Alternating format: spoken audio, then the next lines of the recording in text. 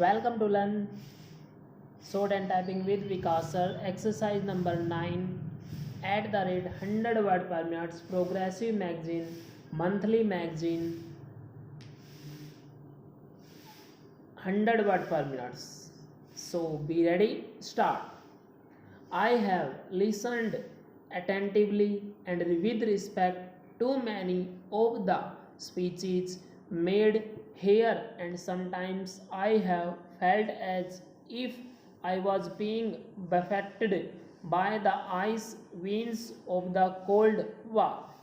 Coming from a warm country, I have shivered occasionally at these cold blasts.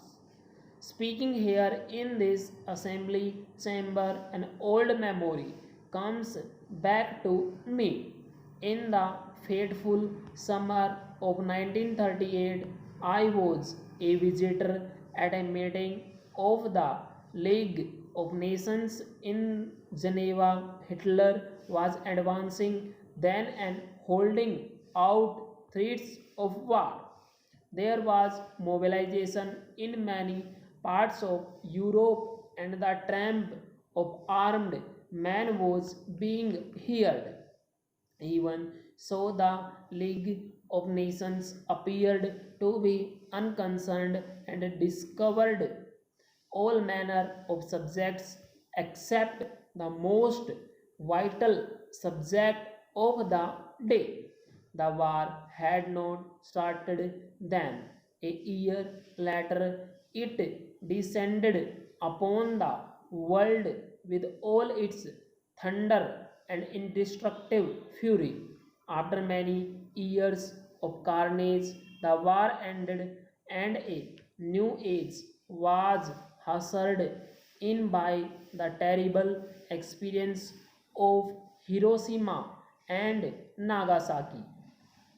Fresh from these horrors, the minds of men turned of thoughts of peace, and there was a passionate desire to put an end to war itself. The United Nations took the birth on a note of high idealism embodied in the noble wording of the character. But there was also a realization of the state of the post war world as it was. Therefore, provision was made in the structure of the organization to balance certain conflicting urges. There were permanent members of the Security Council, and there was provision for unanimity amongst the great powers. All this was not only very logical, but it represented certain realities of the world as it was, and because of this, we accepted them. At that time, large areas in Asia and even more so in Africa were not represented in the United Nations, and they were under colonial domination. Since then, the colonial part of the world has shrunk greatly, and we now welcome here many countries from Africa in their new freedom. The United Nations has become progressively more representative, but we must remember that even now it is not fully so.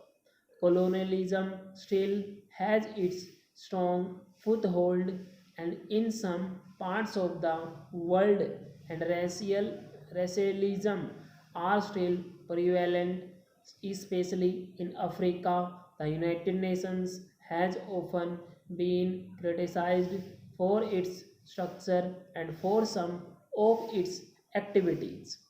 The structure of the United Nations when it started was vague in favor of Europe and the Americas. It did not seem to us to be fair to the countries of Asia and Africa.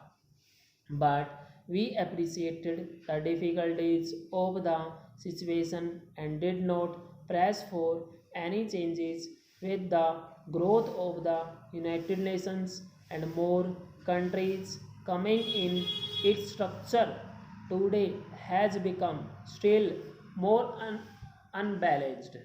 Even so, we wish to proceed slowly and with agreement and not to press for any change would involve an immediate amendment of the Charter and the raising of heated controversies.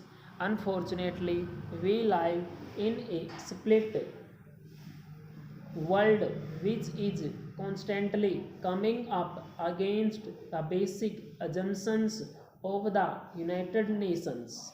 We have to bear with this and try to move even more forward to the conception of full cooperation between nations. That cooperation does not and must not mean and domination of one country by another by coercion or compulsion, forcing a country to line up with another country. Each country has something to give and something to take from others. The moment coercion is exerted on a country, not only is its freedom impaired but its growth suffers.